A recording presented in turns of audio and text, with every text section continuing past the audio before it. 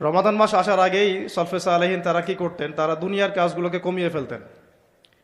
রমাদান মাস আসার আগেই চেষ্টা করা উচিত যে এক মাসের দুনিয়াবি যে ব্যস্ততা এটাকে কমায় ফেলা।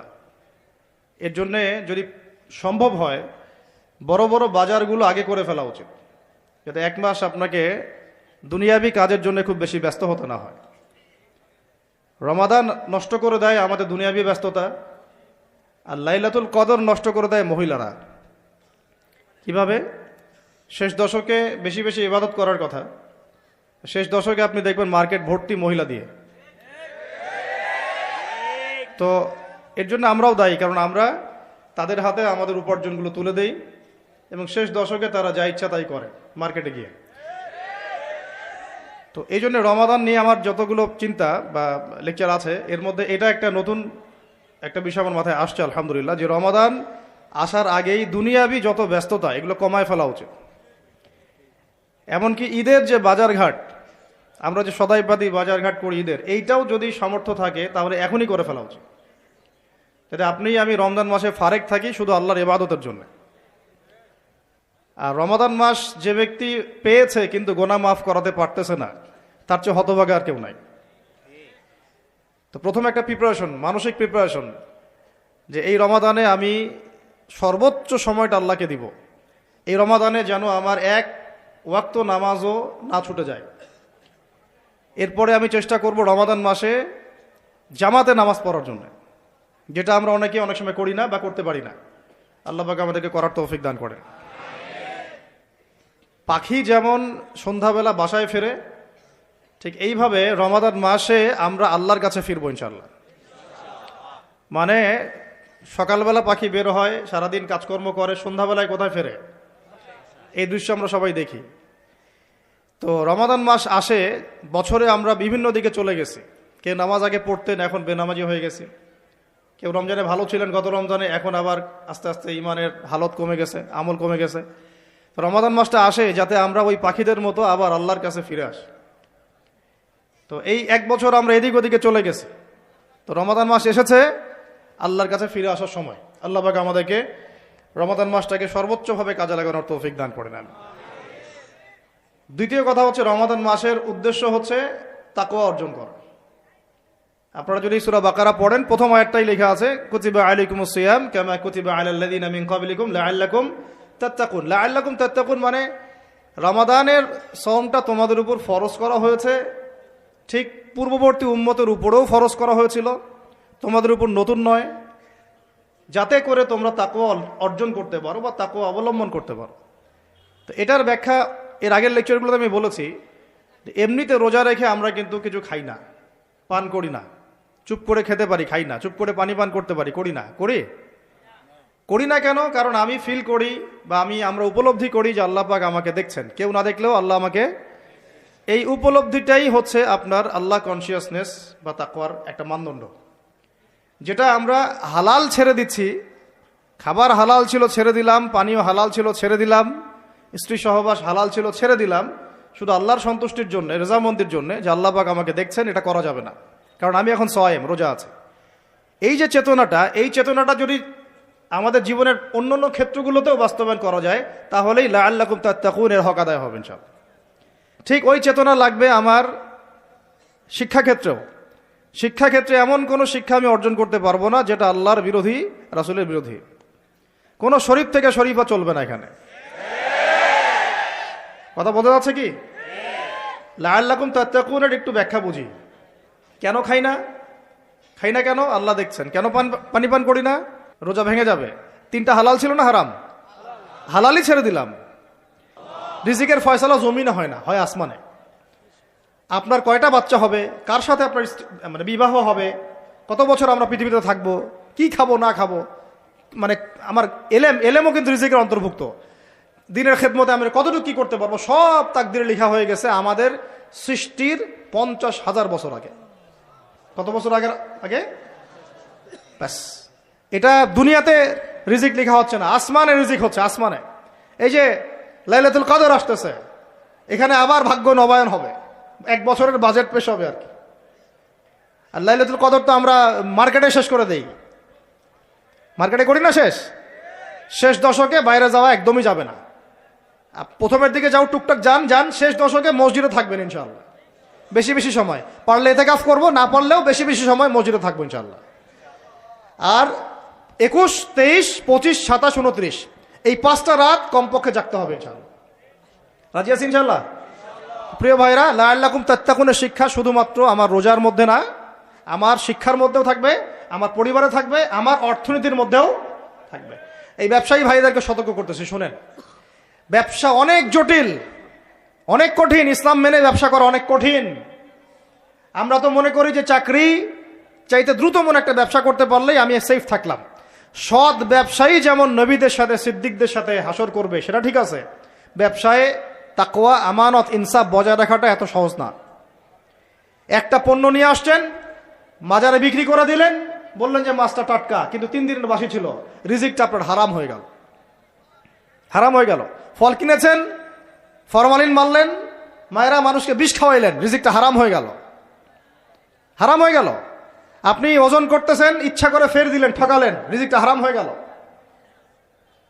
আবু হানিফা রাহিমাহুল্লাহ সেই বিখ্যাত ঘটনা আপনারা জানেন কিনা? একটা কাপড়ের মধ্যে খুদ আছে, এটা সন্দেহ হয়েছিল, সবগুলো কাপড়ই তিনি বেচারা সেল করে দিয়েছেন, রাখেনি নাই, ওটা দিয়ে ক্ষতিপূরণ দিয়ে দিয়েছেন মানুষকে। কে জানে ওই টাকা আবার কোথায় চলে গেল। ওইটার জন্য যদি আমার ইবাদত কবুল না হয়, তাদের চিন্তা এমন ছিল। চিন্তা করেন তো, ব্যবসায়ী ভাইরা কিন্তু আরো বড় ক্ষতির মধ্যে আছেন। যদি মাপে কম দেন, রিজিক হারাম হয়ে যাবে। আল্লাহর কসম করে যদি মিথ্যা কসম করে পণ্য বিক্রি করেন, রিজিক হারাম হয়ে যাবে। যদি সুদি লোন নিয়ে ব্যবসা করেন, রিজিক হারাম হয়ে যাবে। সুদি লোন নিয়ে ব্যবসা করলে রিজিক হারাম হয়ে যাবে। তারপরে যদি মার্কেটে কৃত্রিম সিন্ডিকেট তৈরি করেন, রিজিক হারাম হয়ে যাবে। মার্কেটে একটা প্রাইস আছে ফিক্স করা, এই প্রাইসটাকে সিন্ডিকেট করে বাড়াই দিলেন, রিজিক হারাম হয়ে যাবে। ইচ্ছা করে ফরমালিন মিশাইছেন, হারাম হয়ে গেল। মাপে কম দিলেন, হারাম হয়ে গেল। আল্লাহর নামে মিথ্যা কসম করলেন, হারাম হয়ে গেল। শুধু তাই না, এই ব্যবসায়ীদের, অসাধু ব্যবসায়ীদের কারণে আল্লাহর পক্ষ থেকে ওই জাতির উপর একটা আযাব নেমে আসে। ওই আযাবের নাম হচ্ছে দুর্ভিক্ষ। কি আযাব বলেন? দিন দিন আস্তে আস্তে ওইদিকে যাবে, যদি না আমরা সংশোধন হই। আল্লাহ পাক আমাদেরকে সংশোধিত হওয়ার তৌফিক দান করেন। মানে অর্থনৈতিক জীবনে আমার ওই চেতনা থাকা চাই যে আল্লাহ আমাকে দেখছেন, আল্লাহ আমাকে, আমি মাপে কম দিতে পারবো না, কারণ আল্লাহ আমাকে দেখছেন। আমি সুদের টাকাটা নিতে পারবো না, পকেটে ঢুকাইতে পারবো না, কারণ বলেন আল্লাহ আমাকে দেখছেন। আমি মানুষকে মিথ্যা কথা বলে এইটা পণ্য বিক্রি করতে পারবো না, কারণ আল্লাহ আমাকে দেখছেন। বাস এই কনসিয়াসনেসটা মানুষের মধ্যে ঢুকানোর জন্যই আল্লাহ পাক এই রমজানের সওমটাকে ফরজ করেছেন। আমি কি বুঝাতে পারতেছি ভাই? আচ্ছা, শেষ করে দিচ্ছি, আর লম্বা করবো না বেশি। আর 2-4টা পয়েন্ট আলোচনা করে শেষ করি, শুনেন। এবার কয়টা দিক বললাম? ব্যক্তি জীবনে তাকওয়া বজায় রাখবো, বলি আমিন। শিক্ষা জীবনে তাকওয়া বজায় রাখবো, বলি আমিন। পারিবারিক জীবনে আমি আমার তাকওয়া ধরে রাখবো ইনশাল্লাহ, বলি আমিন। অর্থনৈতিক জীবনে আমরা তাকওয়া ধরে রাখবো ইনশাল্লাহ, বলি আমিন। আমাদের আরেকটা জীবন আছে, সাংস্কৃতিক জীবন। কি জীবন? একটু আমার কথা মন খারাপ করেন না, আজকের পর থেকে দাড়িতে হাত লাগাবো না। কেন লাগাবেন না? এটা যদি আপনি এভাবে ছিলে ফেলেন, মনে রাখবেন এটা নবীর সুন্নতকে আপনি জবাই করতেছেন। কি করতেছেন? করবেন না আপনি। এর জন্য আপনার রিজিক বন্ধ হয়ে যাবে না, রিজিক আরো বাড়বে ইনশাল্লাহ। রিজিক আপনার বস দেয় না, রিজিক আপনার চাকরি ক্ষেত্রের বস দেয় না, রিজিক আপনার ওই এমডি স্যার দেয় না। ওই এমডি স্যারের মতো কোটি কোটি এমডি স্যারকে খাওয়ান আল্লাহ পাক। কথা বুঝতে পারেন নাই? যদি বলে দাঁড়িয়ে রাখলে চাকরি হবে না, আপনি বলবেন এই চাকরিটা আমার দরকার নাই, আমি শশা বিক্রি করে খাবো, আমি মুদির দোকানদারি করে খাবো, আমি ছোট্ট উদ্যোক্তা হয়ে খাবো, তাও ভালো, দাড়ি তাও শেভ করবো না ইনশাল্লাহ। যেতে পারতি কথা? আমি রিজিক আল্লাহ পাক দিবেন ইনশাল্লাহ। তাওয়াক্কুল করেন, আল্লাহ পাক পাখিদেরকে যেমন করে খাওয়ায় আপনাকে খাওয়াবেন ইনশাল্লাহ। খাওয়াবেন না ইনশাল্লাহ? আমাকে বলেন, এই সমুদ্রের নিচে কত প্রাণী আছে কেউ জানে? আচ্ছা, ওদেরকে ঘুষ খাওয়া লাগে, সুদ খাওয়া লাগে, ওদেরকে আল্লাহ বিরোধী কোনো কাজ করা লাগে? কে রিজিক দেয়? এই জমিনের মধ্যে কত প্রাণী আছে আমরা বাদ দিয়ে, মানুষকে বাদ দেন, অন্য কত মাখলুক আছে, লাখ লাখ কোটি কোটি আছে না? ওরা কি সুদ খায়, ঘুষ খায়, দুর্নীতি করে, মানুষের সম্পদ আত্মসাৎ করে? ওদেরকে কে খাওয়ায়? শুধু মানুষ আর জিন, এই দুইটা জাতি আছে যারা নিজেদেরকে মনে করে আমরাই রিজিকের মালিক। নাউজুবিল্লাহ। না মনে করলে তো আপনি ভয় করতেন না। আপনি মনে করতেছেন ভিতর থেকে যে আমি যদি এটা রাখি তাহলে আমার চাকরি চলে যাবে গা, আর চাকরি চলে গেলে আমার তো আর বউ বাচ্চা খাইতে পারবে না। মানে বউ বাচ্চার খাওয়ারের দায়িত্ব মনে হয় আপনার নিজের। মনে করেন আল্লাহ না করুক, কথার কথা, মনে করেন আল্লাহ না করুক যে বাংলাদেশে বড় কিছু হয়ে গেছে, বাংলাদেশ থেকে ধরেন 5 কোটি মানুষ নাই, গায়ে হইতে পারে না? পারে না? পারে না? পারে না? ওই যে যারা ওখানে 5 তলা 6 তলায় গিয়েছিল খাবার খাইতে, ওরা কি জানতো যে এরপরে এখানে পুরো মরতে হবে? জানতো? তো হঠাৎ করে আল্লাহর গজব আসতে পারে না? পারে না? আর গজব ডাকার তো সব পদ্ধতি আমরা এখন অবলম্বন করে ফেলছি। গজব আসে শিরকের কারণে, শিরক দিয়ে ভর্তি হয়ে গেছে। গজব আসে হচ্ছে সুদের কারণে, সুদ দিয়ে ভর্তি হয়ে গেছে। গজব আসে হচ্ছে বেহায়াপনার কারণে, বেলাল্লাপনা, বেহায়াপনা, মানে পর্নোগ্রাফি, জেনা, ব্যভিচার ভর্তি হয় নাই? মেয়েরা ছেলেদের পোশাক পরে হাঁটতেছে রাস্তাঘাটে, ঘুরতেছে না? হায়া লজ্জা সব উঠে গেছে। তারপরে গান বাজনা বাদ্যযন্ত্র, এটা গজব নাজিলের কারণ, বাড়ছে না? কিছু বলতে গেলে আপনাকে শাসাই দিবে উল্টা, কিছু বলতে গেলে উল্টা আপনাকে শাসাই দিবে, এইরকম একটা অবস্থা। তারপর একটা হচ্ছে গজব নাজিল হওয়ার, সেটা মাপে কম দেওয়া, ওই কমে শুআয়বের মতো মানুষের সম্পদ অন্যায়ভাবে ঠকায় খাইতো। এগুলো আমরা করি না? করি না? মানে শিরক, কুফরি, কেবর, অহংকার, জেনা, ব্যভিচার, মদ পান, সুদ, এগুলো আমাদের মধ্যে ছড়াই গেছে না যায় নাই? এগুলোতে আল্লাহ পাকের শাস্তি কত কাছে মনে হয় আপনাদের? যে কোনো সময় আসতে পারে না? পারে না? ওইটাই বলছিলাম, মনে করেন যে বাংলাদেশের 5 কোটি মানুষ নাই, ভূমিকম্পে ধ্বংস হয়ে গেছে, অথবা মনে করেন গজবে ধ্বংস হয়েছে, অথবা অন্য কিছু, নাউজুবিল্লাহ, আল্লাহ পাক আমাদেরকে মাফ করেন। আমি এখন ওই 5 কোটি মানুষের পরবর্তী প্রজন্ম, মানে বাল বাচ্চা কাচ্চা যারা আছে, এদের জীবন চক্র থেমে যাবে না চলতে থাকবে? বলেন, পৃথিবীর ঘূর্ণন থেমে যাবে না চলতে থাকবে? সময় থেমে যাবে না চলতে থাকবে? তাহলে আমরা কেন চিন্তা করি যে আমরা ছাড়া আমাদের পরিবার চলবে না? হ্যাঁ, আমরা এই হারাম চাকরি না করলে আমার পরিবার খাইতে পারবে না, আমি সুদ না খাইলে আমার পরিবার চলবে না, আমি সমিতিতে নাম না লেখাইলে আমার বাল বাচ্চার বেতন দিতে পারবো না। কেন চিন্তা করি এভাবে? আমার কথায় কি যুক্তি আছে না নাই? একটু হলেও তো আছে নাকি? আমরা যদি কেউ না থাকি আমাদের পরিবার চলবে না? চলবে। আমার আব্বা মারা গেছেন আমার বয়স যখন 5.5 কি 6 বছর, আমার ঠিক মনেও নাই স্মৃতিতে, 5.5 কি 6 বছর, এরকম অনেকেই আছেন ছোটবেলায় বাবা। আমাদের নবী সাল্লাল্লাহু আলাইহি ওয়াসাল্লাম তো বাবা জন্মের আগেই ইন্তেকাল করছেন, করেন নাই? তো যখন আমার আব্বাদের জেনারেশন জীবিত ছিল, তখন তারা চিন্তা করতো আমাদের ছেলেরা কিভাবে খাবে, কি পড়বে, কোন বাসায় থাকবে, কি করবে, চিন্তা করতো না? এখন যে আমি ধরেন, এটা কত বছর, 2024, 98, 26 বছর থেকে আমি এতিম অবস্থায় আছি, মনে কর কত বছর, 26 বছর হয়ে গেছে। 26 বছর আমি চলি নাই, খাই নাই, কাপড় পরি নাই, পড়াশোনা করি নাই, আজকে আপনাদের সামনে বসে আছি না? কার এগুলো? কার দেওয়া? তাহলে আমাদের চিন্তাটাকে আগে আল্লাহমুখী করতে হবে। রমজান এই চিন্তাগুলো দেওয়ার জন্যই আসে, যে আল্লাহ কনসিয়াসনেস, তাকওয়া মনের মধ্যে ঢুকানো, যে আল্লাহ আছেন আমার সাথে, আল্লাহ আমাকে দেখছেন, আমার কথা শুনছেন, আমার জীবনের সবগুলো ডিপার্টমেন্ট আমি আল্লাহ ভীতি দিয়ে ঢেলে সাজাবো ইনশাআল্লাহ। তাহলে আল্লাহ পাক বেহিসাব রিজিক দিবেন ইনশাআল্লাহ, বেহিসাব ইনশাআল্লাহ। তো যেটা বলছিলাম, আর 2টা পয়েন্ট বলে শেষ করতেছি ভাই। আমরা যে সাংস্কৃতিক অঙ্গনে যখন যাব, এখানে আল্লাহ ভীতির পরিচয় দেওয়া লাগবে। আমি এমন কোনো সংস্কৃতি ফলো করতে পারবো না যেটা আল্লাহর বিরুদ্ধে যায়, রাসূলের বিরুদ্ধে যায়। সবার আগে নিজের চেহারা ঠিক করেন, কাপড় ঠিক করেন, মাথায় টুপি নিয়ে আসেন, পাগড়ি নিয়ে আসেন, ঢিলাঢালা পোশাক পরেন। আমি বলতেছি না যে আপনার শার্ট প্যান্ট পরে নামাজ হবে না ইত্যাদি, এই মাসালা আমি দিতে যাচ্ছি না, এটা অন্য মাসালা, অন্য আলোচনা। কিন্তু আমরা আমাদের নবীর সুন্নত নিয়ে গর্বিত থাকবো ইনশাআল্লাহ। এটা আমার নবীর সুন্নত, আমার নবী মুহাম্মদের সুন্নত সাল্লাল্লাহু আলাইহি ওয়াসাল্লাম, যার হাতে আমি হাউজে কাউসারের পানি খাইতে চাই, যাকে আমি স্বপ্নে একবার দেখতে চাই। দোয়া করি না আমরা এগুলা? যার রওজার সামনে গেলে আমাদের চোখ দিয়ে ধরধর করে পানি পড়তে থাকে, তিনি ওখানে জীবিত না? আমাদের সালামের উত্তর দেন না?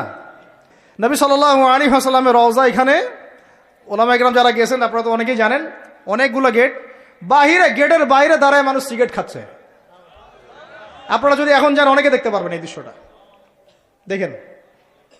ফিলিংসই নাই যে আমাদের নবী সাল্লাল্লাহু আলাইহি ওয়াসাল্লাম আমার থেকে যে 500 গজ দূরে বা 1000 গজ দূরে আছে। মানুষের চিন্তা চেতনা এখন এই জায়গায় চলে আসছে। তো নবীকে মহব্বত করতে হবে। নবীকে মহব্বত করার সবচেয়ে বড় নিদর্শন হচ্ছে আমি তার সুন্নত মেনে চলি কিনা, তার মতো উঠি, তার মতো বসি, তার মতো ঘুমাই, তার মতো খাই। খাওয়া তো বাদ, আমাদের তো খাওয়ার টেবিলে আমরা হেরে গেছি। নবীজি বলেছেন 1 পেট খাও, আমরা খাই 7 পেট। কয় পেট? আমরা খাওয়ার টেবিলে হেরে গেছি। আমার ওস্তাদ একটা কথা বলেন, যে মুসলমান খাবার টেবিলেই হেরে যেতে পারে, এরা কোশ্চিন গেল জিহাদের মাঠে জিততে পারবে না। যারা জিতেছে, ওই যে আমেরিকাকে পিটাই বের করছে, ওরা দেখবেন খালি রুটি খায়, মোটা মোটা রুটি, তা 2-3টা করে। তাবলিগের সময়তে দেখেন নাই আপনারা, 2টা করে রুটি খায়, সারাদিনে 2-3টা রুটির বেশি কিছু খায় না। ওদের ফিগার ফিটনেস আমাদের চেয়ে এত বেশি ভালো, আমার মতো 10টা ছেলেকে একাই সময় দিতে পারবে, এত ভালো। সপ্তাহে একদিন খালি রাইস খায়, তাও শুক্রবারে। এটা দেখছি আমরা তাবলিগে। তো তাদের দ্বারা ইসলামের যে খেদমত হয়েছে, আমাদের দ্বারা হয়েছে? তো খাবার টেবিলে আমরা হেরে গেছি। খাবার ঠিক করেন, রমজান মাসে বেশি বেশি খাবেন না, গপ গপ করে খাবেন না। সাহারিতে পরিমিত খাবেন, কিন্তু পুষ্টিকর খাবার খাবেন। ইফতারে আবার 7 পেট খেয়ে তারাবির নামাজে ঘুমায় যায় না। লিমিটেড খাবেন, কিন্তু পুষ্টিকর খাবার খাবেন। আর এখনকার খাবারের যে মান, এগুলো যত কম খাওয়া যায় ততই ভালো। আমার খুব মন চায় যে সব দেশি পণ্যের একটা বিজনেস শুরু করি। আমি নিয়াত করছি, আল্লাহ পাক তৌফিক দান করে দেন। মানে আমরা চাচ্ছি ব্যবসা করতে, এবং অনেক তরুণ উদ্যোক্তা আছে আমাদের ভাইরা, তাদের থেকে আমরা একটা সমন্বয় চাচ্ছি আর কি। সব দেশি পণ্যগুলো যদি একটা সুন্দরভাবে পাওয়া যায় এক জায়গায়, আমাদের জন্য খুব ভালো হয়। ফ্রেশ খাবার খেতে পারেন। এখন কোথায় ফ্রেশ খাবার পাবেন? চালে ভেজাল, মাছে ভেজাল। গোশত খাচ্ছেন আপনি, গরুর গোশত, ওইখানেও ভেজাল। খাইলে ক্যান্সার হবে, খাইলে ক্যান্সার হবে। একটা ডাব কিনতে যাচ্ছেন ঢাকা শহরে, ডাব, ওই ডাবের পানি সে আগেই বের করে রেখে দিছে। কি অবস্থা চিন্তা করছেন? প্রতারণা দিয়ে ভরে গেছে পুরা, উপর থেকে নিচ পর্যন্ত খালি প্রতারণা প্রতারণা। এত ইনোভেটিভ বুদ্ধি মানুষের মাথায়। বিশ্বাস হারাই গেছে শহর থেকে, প্রতারণা হারাই গেছে, প্রতারণা উঠে, মানে আমানত উঠে গেছে, প্রতারণা দিয়ে ভর্তি হয়ে গেছে। স্তরে স্তরে আমরা এইভাবে একে অপরকে ঠকাচ্ছি। কে কাকে ঠকাবো এটাকে আমি ক্রেডিট মনে করি। আর পরিচয় হয়ে গেছে আমাদের এরকম, ভাই কি নাম, কি করেন? আমার নাম অমুক, ওই যে দেখতেছেন 10তলা বিল্ডিংটা, ওইটা আমার, এটাই পরিচয়। কি নাম আপনার, কি করেন, পেশা কি? ওই যে অমুক জায়গায় একটা সোসাইটি আছে, ওই সোসাইটিতে একটা ফ্ল্যাট আছে আমার, এটা পরিচয়, এটাই পরিচয়। আর আপনাদেরকে ওই হাদিসটা শুনাই দিই, লোভ সামলাতে পারতেছে না। নবী সাল্লাল্লাহু আলাইহি ওয়াসাল্লাম বলেছেন, একটা হাদিসে আল্লাহ নবীকে জিবরাইল আলাইহিস সালাম এসে 4টা প্রশ্ন করেছেন, 4টা উত্তর দিয়েছেন। শেষেরটাতে তিনি বলেছেন, কিয়ামত কবে হবে আমি জানি না। মাল মাসউলু আনহা বিআলামি মিনাস সাইল। প্রথমে ছিল ইসলাম কাকে বলে, ঈমান কাকে বলে, ইহসান কাকে বলে। তারপরে প্রশ্ন করেছেন কিয়ামত কবে হবে, তিনি বলেছেন আমি জানি না। মাল মাসউলু আনহা বিআলামি মিনাস সাইল। প্রশ্নকারী উত্তরদাতা চেয়ে বেশি জানে না, বা আমাদের দুজনের কেউই জানে না এক্স্যাক্টলি কোন ডেটে কিয়ামত হবে। 5ম প্রশ্ন তিনি করছেন আরেকবার, যে ফাখবিরনি আন আমারাতিহা, তাহলে কিছু মানে আলামত বলে দেন, কিয়ামতের কি বলে দেন, কিছু নিদর্শন বা আলামত বলে দেন। নবী সাল্লাল্লাহু আলাইহি ওয়াসাল্লাম এমন 2টা আলামত বলেছেন যার সাথে বর্তমান বিশ্বের প্রত্যেকটা বড় বড় শহর মিলে যাবে, প্রত্যেকটা বড় বড় শহর, এমনকি আমাদের ঢাকাও। নবীজি বলছেন, শুনেন সাল্লাল্লাহু আলাইহি ওয়াসাল্লাম, তিনি বলছেন, আনতালিদ আলামাতু রাব্বাতুহা, যখন দেখবা যে দাসী তার মনিবকে জন্ম দিচ্ছে, দাসী তার মনিবকে জন্ম দিচ্ছে। অনেক ব্যাখ্যা হয়, ওলামায়ে কেরামের একটা ব্যাখ্যা বলা সবক শোনাই দিচ্ছি। ওলামায়ে কেরামের একটা সবক হচ্ছে, আনতালিদ আলামাতু রাব্বাতুহা, দাসী তার মনিবকে জন্ম দিচ্ছে মানে শেষ জামানায় সত্য হবে মিথ্যা, মিথ্যা হবে সত্য, ন্যায় হবে অন্যায়, অন্যায় হবে ন্যায়, হক হবে বাতিল, বাতিল হবে হক। মানে আমানতদার তাকে বলবে খেয়ানতকারী, খেয়ানতকারীকে বলবে আমানতদার, মানে উল্টায় যাবে মানদণ্ডটা। এটা হচ্ছে দাসী মনিবকে জন্ম দিচ্ছে, কারণ আসলে দাসী মনিবকে জন্ম দেয় না। আরেক শ্রেণীর ওলামায়ে কেরাম তারা বলেছেন যে এর অর্থ হচ্ছে এমন যে পিতা মাতার সাথে দাস দাসীর মতো আচরণ করা হবে, এটাও একটা ব্যাখ্যা। তো এরপরে দেখেন এই আলামতটা মিলে যায় নাই আমাদের সোসাইটির সাথে, সমাজের সাথে, বিশ্বের সাথে, মানদণ্ড উল্টাই গেছে না? আরেকটা যেটা, এটা আপনার সামনে চোখ খুলে দিবে। দ্বিতীয়টা তিনি বলছেন, ওয়ান তারাল হুফাতাল উরাতাল আলাতা রিয়াশাই ইয়াতাতাওয়ালুনা ফিল বুনিয়ান, যখন তোমরা দেখবে, ঢাকাবাসী শুনেন, যখন তোমরা দেখবা সমাজের নগ্ন পদের, মানে স্যান্ডেল কেনার টাকা ছিল না, একদমই ভোগানাঙ্গা, স্যান্ডেল কেনার টাকা, তাহলে কত মানে নিচেতে চিন্তা করেন। নগ্ন পদের, নগ্ন দেহের, মানে দেহে কাপড় পরার টাকা ছিল না, অর্থ ছিল, সামর্থ্য ছিল না। এবং রাখাল ছিল, রিয়াশাই, পশুপালন করতো রাখাল। এরা ইয়াতাতাওয়ালুনা ফিল বুনিয়ান, এরা উঁচু উঁচু বিল্ডিং নির্মাণ করবে না, বরং উঁচু উঁচু বিল্ডিং নির্মাণের প্রতিযোগিতা করবে। বুঝতে পারি না? কিয়ামতের অন্যতম একটা নিদর্শন হচ্ছে, যাদের পায়ে স্যান্ডেল ছিল না, গায়ে কি ছিল না, কাপড় ছিল না, রিয়াশাহী রাখাল শ্রেণীর মানুষ ছিল, এরকম নিম্ন শ্রেণীর মানুষেরা উঁচু উঁচু বিল্ডিং নির্মাণের কি করবে? প্রতিযোগিতা। আপনার 10 আমার 15, আপনার 15 আমার 16, আপনার 4টা ফ্ল্যাট আমার 5টা, আপনার 2টা বাড়ি আমার গুলশান বনানী বাড়িধারা এগুলা মিলে 4টা 5টা বাড়ি। ইয়াতাতাওয়ালুনা ফিল বুনিয়ান, কিন্তু শুরুতে দেখবেন এদের পায়ে কিছুই ছিল না, স্যান্ডেলও ছিল না, গায়ে কাপড়ও ছিল না।